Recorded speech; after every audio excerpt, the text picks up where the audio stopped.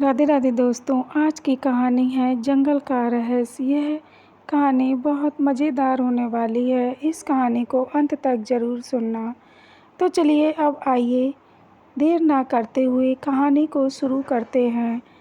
एक छोटे से गांव में एक रामू और श्यामू दो भाई रहते थे। वह दोनों बहुत मेहनती थे, लेकिन काम करने के हिसाब से उन्हें कुछ भी ना मुनाफा मिलता था। वह बेचारे बहुत परेशान रहते थे। भैया, हम लोग इतनी मेहनत करते हैं, फिर भी हम दोनों को कुछ भी हासिल नहीं होता है। तब वह कहता, भाई तुम बात तो ठीक कह रहे हो।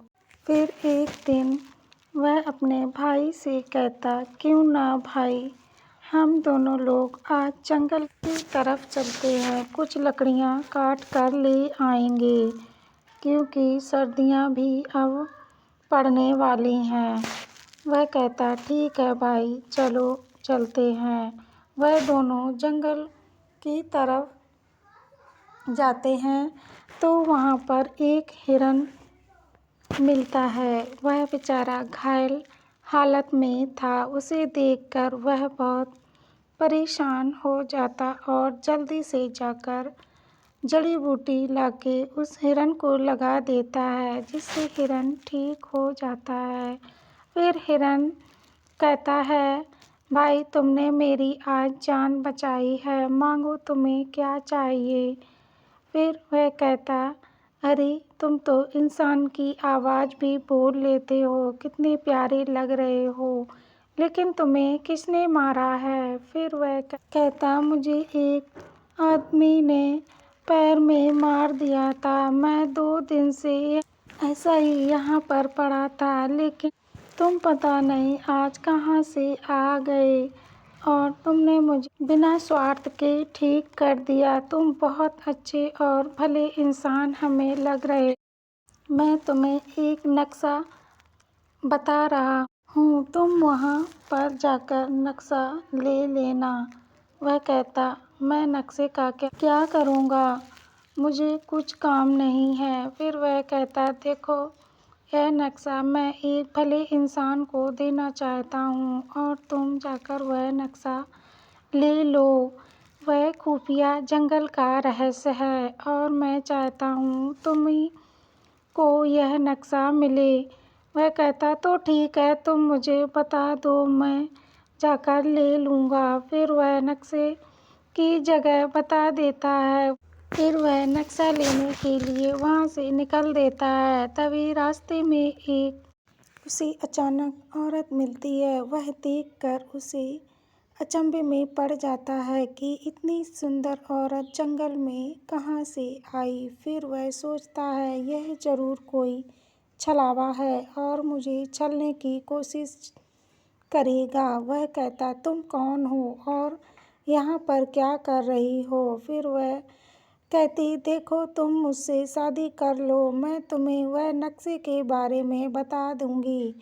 वह कहता, देखो मुझे तुमसे कोई शादी वादी नहीं करनी है और मैं जिस काम से आया हूँ उस काम को पूरा करने जा रहा हूँ, तुम्हारी हमें कोई ज़रूरत नहीं है। फिर वह तुरंत गायब हो जाती है और कहती, जाओ तुम, मैंने तुम्हारी परीक्षा लेने के लिए तुमसे कहा था, तुम्हें वह नक्शा आराम से मिल जाएगा। वह आगे जाता है। फिर उसे एक दीवार मिलती है। उस दीवार को देखकर वह अचंभित में पड़ जाता है। अब ये दीवार कहाँ से जंगल में आ गई और ये तो बहुत बड़ी है, मैं इसे फांद भी नहीं पाऊँगा। फिर वह सोचता कि अब मैं क्या करूं। तभी उस दीवार से आवाज़ आती है कि तुम क्या जंगल का रहस्य पता करने आए हो। वह कहता, हाँ मुझे मालूम तो करना है, लेकिन तुम कौन हो और मुझसे क्या चाहते हो। फिर वह कहता, देखो मेरे कुछ सवालों का जवाब दे दो और तुम्हें रास्ता जंगल का सीधा मिल जाएगा। वह कहता, ठीक है, तो तुम मुझसे सवाल पूछो। वह कुछ सवाल पूछता है, यह वो जगह है जहाँ दो शक्तियों ने युद्ध किया था और जहाँ पर धर्म और अधर्म की गूंज आज भी सुनाई देती है। फिर वह जवाब देता है, कुरुक्षेत्र। फिर उस दीवार से आवाज़ आती है कि ये सवाल तुम्हारा सही है और तुम जा सकते हो। वह आगे जाता है तो फिर उसे एक बहुत पुराना राजा का महल दिखाई देता है। उस महल में जमाने से कोई भी ना गया हो ऐसा लग रहा था। वह उस झाड़ियों को पार करते हुए उस जंगल में जब जाता है तो देखता है कि वहाँ पर सुनसान था, जैसे कोई भी यहाँ पर ना रहता हो। वह वहाँ पर पहुँच के देखता है तो वहाँ पर खजाने के ढेर सारे बक्से रखे हुए थे। वह दोनों भाई वहाँ पर बक्से के पास पहुँचते हैं। तभी एक आवाज़ आती है कि बक्सा वही छू सकता है जो दिल का साफ हो और जिसके अंदर छल कपट ना हो, गरीबों की मदद करे, उसे ही यह बक्सा मिलेगा। जिसने भी यह बक्सा छुआ वह हमेशा के लिए इस महल में गायब हो जाएगा। फिर वह कहता, तुम परेशान मत हो, हम दोनों गरीबों की मदद करने के लिए यहाँ पर आए हैं।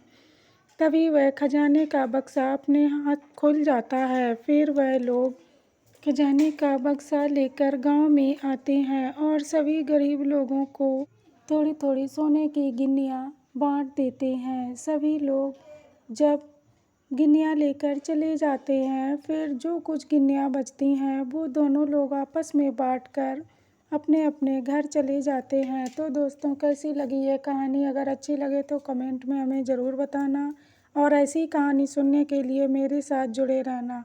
जय श्री राधे कृष्णा।